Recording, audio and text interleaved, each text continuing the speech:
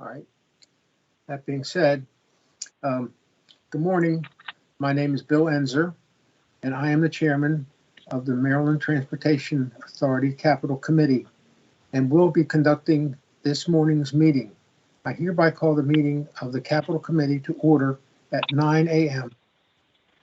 In accordance with the live streaming law, this meeting is being conducted via video conference and is being live streamed on the Maryland Transportation Authority Capital Committee page. As a reminder, all members of the Capital Committee will have their video active during the entirety of the meeting. To minimize background noise during the call, I would ask everyone on the line to please mute your phones. I ask that anyone who is representing or answering a question to please turn your video and audio on when speaking. Then you will be done. Please turn your video off and put your audio on mute. There are no members of the public, no elected officials, and no media have pre-registered to the comment at today's meeting. At this time, I will move to agenda item number 1. And that would be approval of open session meeting of October 7th, 2021. And that was me. I'll move for approval. Member Cox. Okay. I'll second. It's Mario. Okay. All in favor, signify by aye. Aye. Aye. The ayes have it. Okay. Okay. Next on the agenda, we have Jeannie Marriott, and that's approval final fiscal year 2022 through 2027 Consolidated Transportation Program, CTP. Okay, Jeannie. Good morning. Good morning. I'm here to seek your recommendation for approval of the proposed final 22 to 27 CTP. And the final CTP will also be presented to the Finance Committee for recommendation for approval on November 9th, and will be presented to the full MDTA board for final approval on November 18th. The 6-year fiscal year 22 to 27 budget in the proposed CTP is $2.8 billion. This is a net increase in the 6-year period of $39.3 million. Now, if you look at attachment 1, there's a comparison of the draft to the final. And look over towards the right in the column that says total 2022 to 2027. And that's what we're most concerned with today, as that is the 22 to 27 proposed final. You see in the first section, the Nice Middleton Bridge increased over the 6-year period by $9.4 million. And just a reminder that these increases and decreases are the changes since the draft. It's not a change in any total project budgets. In the second line. Mr. Chairman, can I ask you a question? Yes. I guess that was the answer that Ginny, is that it's still the 9.4 million is within the current contract amount. Is that correct? Yes, yes, it is. Okay. This project, yes, this project has not changed. Thank you. In the second group, the I-95 ETL Northern Extension, that increased by $6.8 million. And the remainder of the CTP, which is all the projects except the first 2 that we talked about and the reserves, increased by $369 million. Then the reserves increased by the reserves decreased by $346 million. And if we look at the bottom line, we see that the total of all those changes, the net total is $39.3 million increase, which if you'll look over to the left to the 2021 column is the same amount that we rolled over from 21 into the 22 to 27 time period. So basically it's flat, it hasn't increased. Then if we go to attachment number 2, there's details of the project, each project that had a change.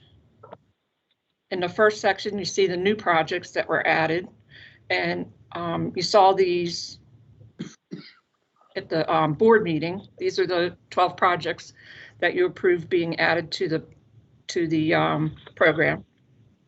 The second section is projects that were modified to reflect bids received.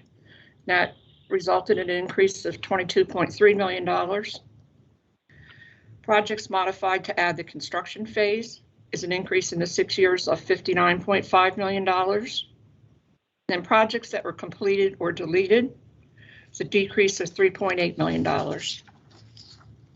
And then on page 2 and continuing on to page 4 are 89 projects that were adjusted due to cost changes and cash flow adjustments. And we have the reserve changes, the system preservation projects. The $391 million decrease is primarily projects that were moved, where the funding was moved from the allocated reserves over to the project. Then allocated reserve for enhancement projects increased by $44.8 million. And then in the last group, you see the reserve change. Oh, I'm sorry, that's not supposed to say reserve changes. That's supposed to say the net changes. So the increase in the projects and the decrease in the reserves brings us back to that net change of $39.3 million over the 6-year period. And then we have 2 charts. The first one is where are the projects, and it shows where we're spending, which facilities that we're spending the money on, or how it's divided. And of course, the Nice Bridge is a large portion of it because of the replacement project. And then Kennedy Highway has a large piece of the budget due to the northbound extension group of projects. Now, some of those projects that are for the northbound extension, some of those are in the, well, yes, they're all in that one. I'm sorry, I was thinking I was looking at the next one. Let's look at the next one. The categories of projects. Primarily, it's safety and capacity improvements, which is the ETL I-95 northbound extension. Primarily, that's a big part of it. And then bridge replacements is the Nice Middleton Bridge, plus the money that's being spent in the extension project for 4 bridges that were being replaced on I-95. And then you can see where the rest of the money is being spent. Do you have any questions about any of this?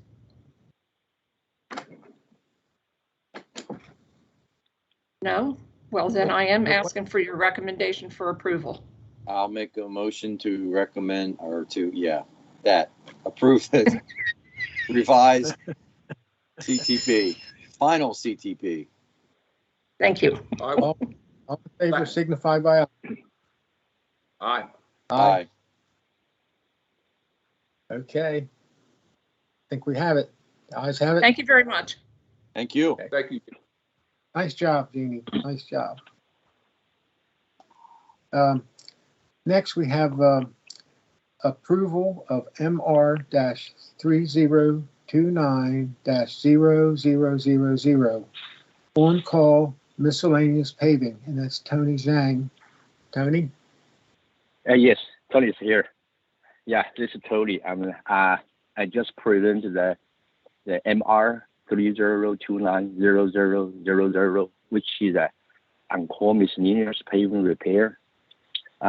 This contract is provided for the removal by grinding and replacement of bituminous concrete paving and bridge approaches, toll plazas, shoulders, acceleration and deceleration lanes, ramps, parking lots, joint repairs, slab failure, and a mainline roadway, which are experiencing surface distortion or distresses.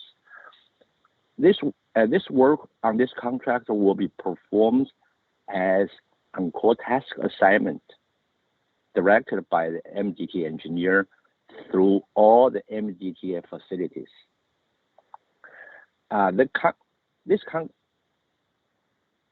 This engineering estimate for this contract will be $9.9 million. This is a 3 years contract, which is 1,095 days. For the MB goal, we have an 18% MB goal with a no sub goal, and the VSB is 1%. This contract will be advertised on August 21st this year, and bid openings are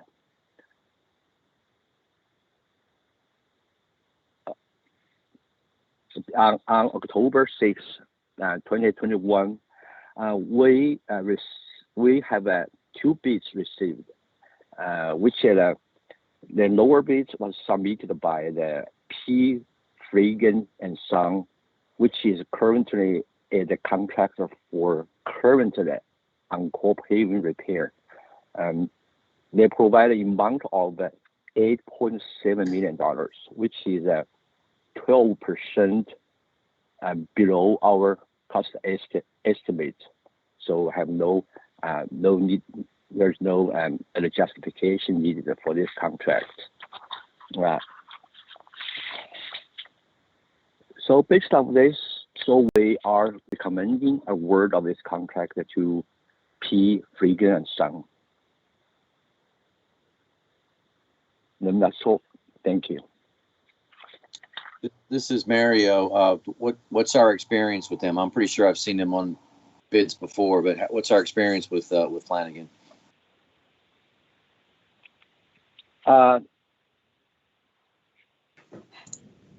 Hey Mario, this is Jason Harris, highway manager for MDTA. Flanagan is the incumbent contractor on the current on-call. And yeah, they've been very good. I think that they were also the contractor on the same contract before that, and they have a pretty good track record with us. Perfect. Now that's what I was hoping you were going to tell me. Well, then I will make a motion to approve. Oh, go ahead. Well, if I make the motion, then you can go. We can have discussion. Yeah, if I could, is in this contract, is there an escalation clause as far as cost of material? Probably for asphalt there is. For the cost of asphalt material loss, obviously. There's base. Is there? So his question is there an adjustment factor in this contract? A good question. I'd have Jason, to look back. I'm betting you have the answer to that one. Yeah, I'd have to look back at the contract. I know that there are typically for our paving item in the contract, and I'm assuming that this contract is no different in that regard. Looks like Mr. Harkness is ready to chime in. Yeah. Good. Okay, thanks. Member Cox, yes, for the record, this is Jim Harkness, Chief Engineer for MDTA. And so for any of the contracts where we're having the asphalt, we will include the adjustments for that as well as a diesel price. And so we are kind of looking at, any of these material items and sort of keeping our eye on escalation clauses and seeing, what makes sense given the current market conditions. Yeah, because it's been a little while, so I'm asking. Yeah. While we're on that subject, and maybe we should ask that question after I should make the motion and then have that. Don't go anywhere, Jim. Let me do that. Okay. I'll move for approval of MR 3029-0000, the on-call miscellaneous paving repairs. I'll second. Beautiful. All in favor, signify by aye. Aye. Aye. Okay. The ayes have it. My question is, because I'm seeing this on pretty much all my projects anymore. I mean, I had I'll say argument, and a not so pleasant discussion with a builder who basically told me I should have ordered everything on day one of the project, and the fact that I've had to go back to them with some escalation on some materials. I had materials that didn't even come in because it's the supply chain thing, so they're mad at me for that. And I'm like, come on, man, nobody could have predicted this a year ago.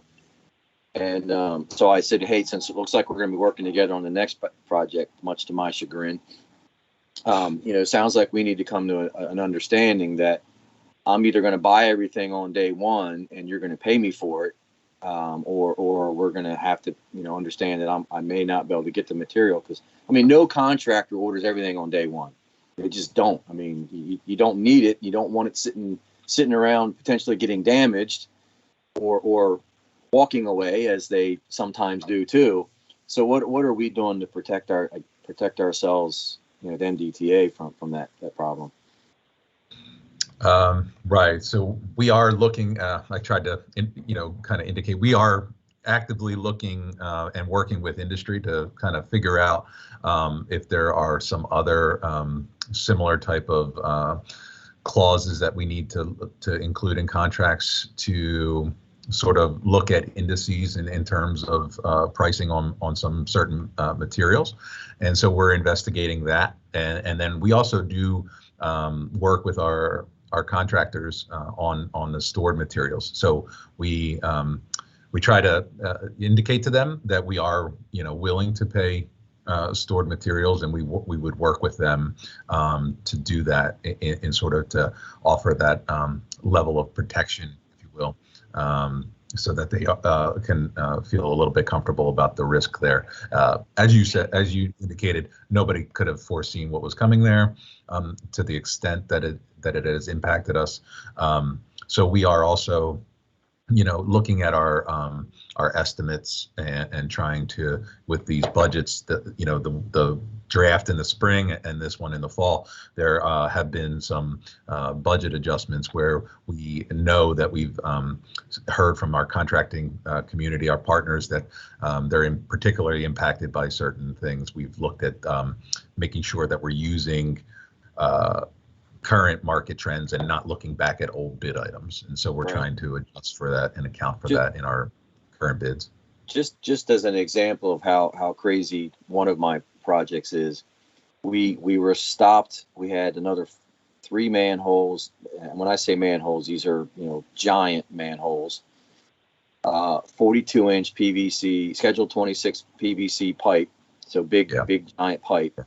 And they said, you know what? We don't have our agreement with Amtrak yet, so don't order that pipe. Don't get those manholes. Well, now Amtrak's happy. I can't get the pipe because 42 inches is an odd size. It's not your normal size, so they don't want to ramp up to do only 500 feet of 42-inch pipe. It went from $100 a foot to right now I'm being told $425 a foot. Think about that. That's huge. Yeah, 400%. $325 increase a foot. So, but hey, the good news is I'm not eating that, because I made it perfectly clear that I didn't stop the job they did. But it sounds like you guys, you're doing the most important thing, which is communicating with the contractors, and I think that's probably the most important thing you guys can do. So, thank you. Okay. Member Gangemi, I do just want to point out one thing, just to articulate that while, as Jim noted, we do partner wherever we can with our contractor community, we do have to make clear in our contracts who owns the risk of escalation for each one of the pay items.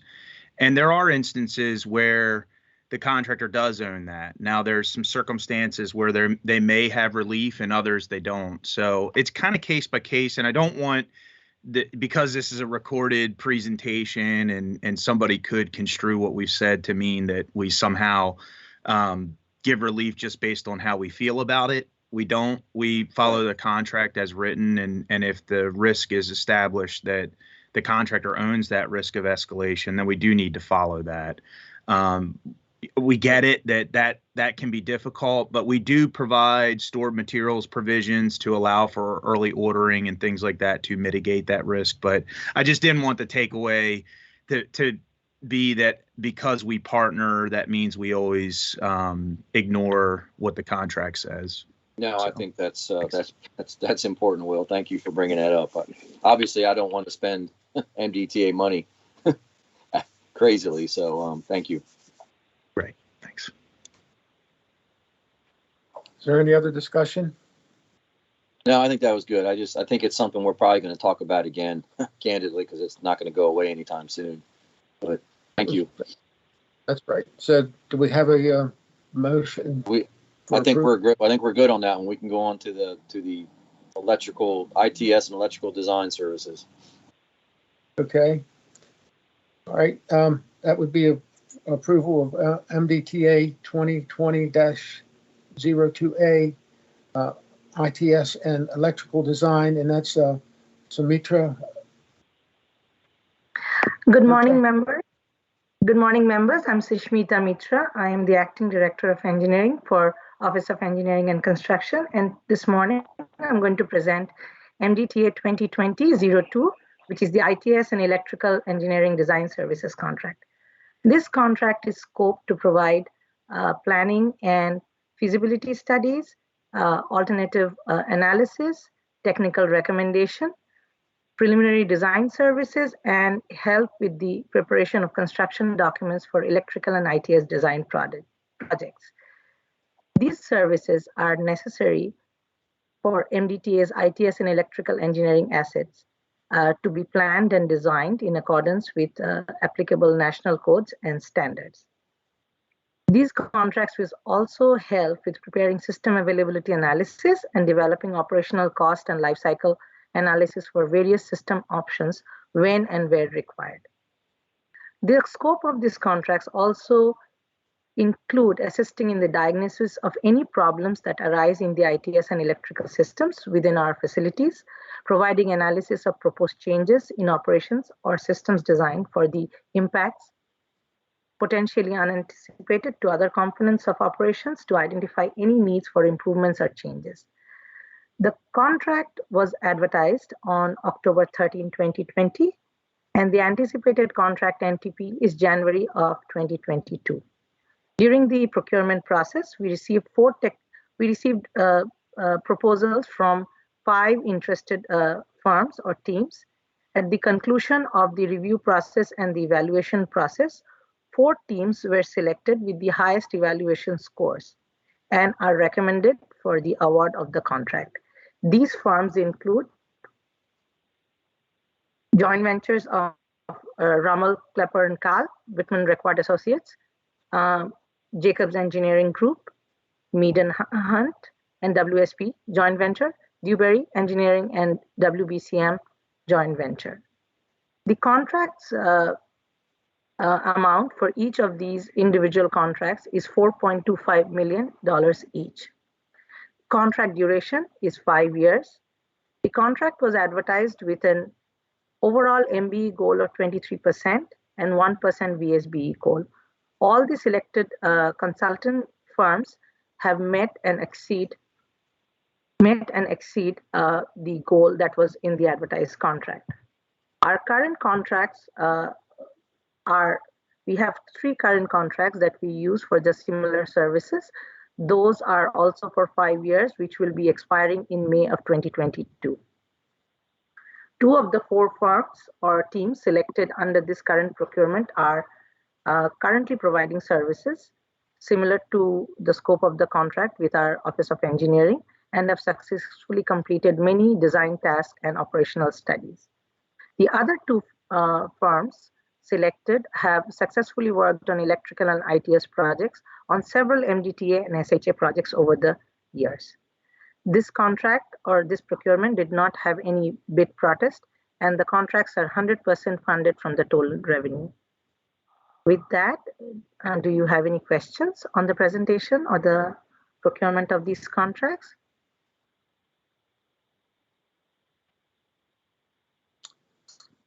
Anyone have a motion? I'll make a motion to approve. Member Cox. Okay. Mary will second.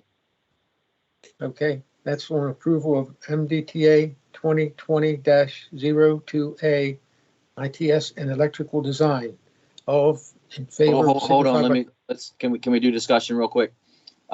Just Shushmita, thank you for that presentation. Can you, just out of curiosity, what's our experience with all these folks? I'm assuming they've all done this contract before, more than likely, and this is just, they're doing it again. Look, we currently have Jacobs Engineering, who has been working with us on variety of ITS and electrical engineering for many years. They also work on supporting engineering for our tolling systems, which is a different contract, but they have a long-term experience in Maryland in ITS and electrical work and the kind of systems that we use. Mead and Hunt is also an incumbent with the same joint venture with WSP, and they have successfully worked on many design projects on our facilities over the last 4 years. The newer companies are RK&K and Whitman Required Associates. They have not been on this contract before, but they have, under the comprehensive contracts, assisted us with the design of our major ITS projects, namely the ALCS projects on the Bay Bridge, electrical and ITS systems on several other facilities like Canton Viaduct. So, and RK&K and Whitman are both heavily involved in the SHS side too. So they have designed the I-270 project and many other ITS projects with relation to ITS and TISMO. Dewberry Engineering is on our comprehensive contracts along with WBCM, and they have been currently assisting us with the design of ITS on ETL projects. So all 4 of these teams have demonstrated capacity and capability to support our program. Fantastic. Let me continue on with it. So obviously there was a fifth bidder or proposer on this, and they didn't make the cut. I'm assuming that in your evaluation process, you actually get to look at past performance. Is that a fair statement?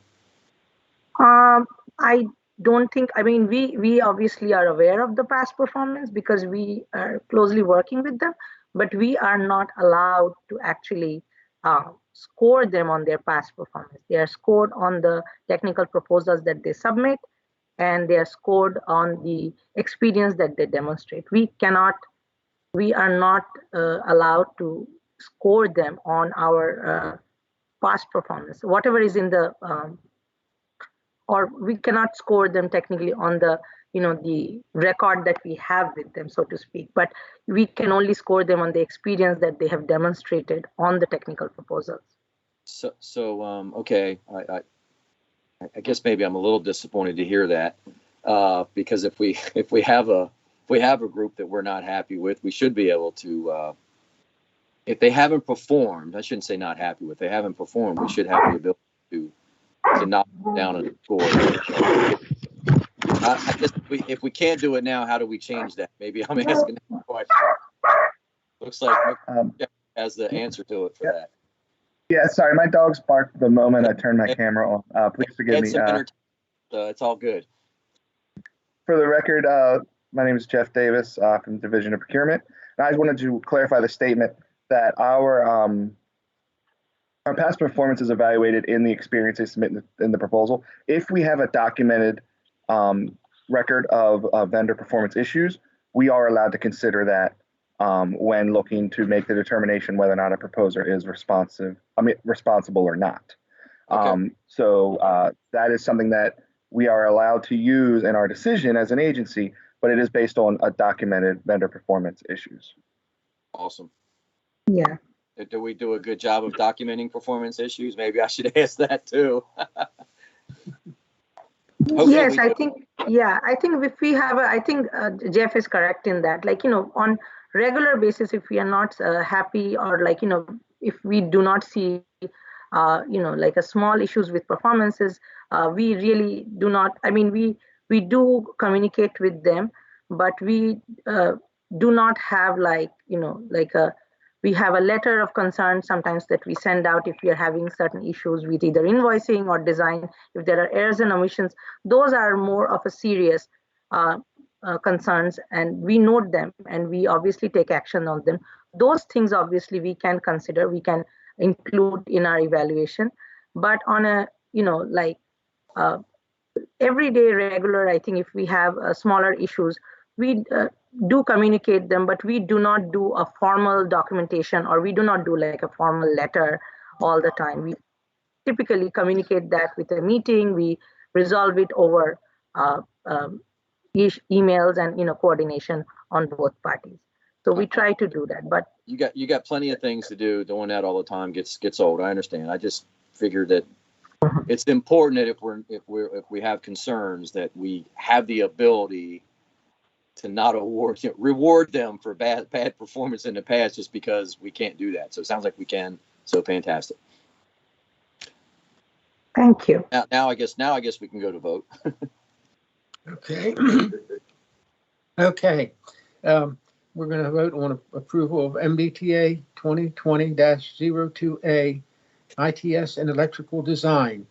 All in favor of the vote signify by aye. Aye. Aye. Thank you. Thank you. Thank you. Okay. We're in good shape. Okay, thank you. Well, then I'll move for adjournment. I'll second it. Aye. Aye. Aye. Okay. Thanks, everybody. Okay, thank you. We are adjourned. Have a good Some good discussion. Thanks for your input. Everybody be safe and try to stay Thank you, warm. guys. Thank you. Okay.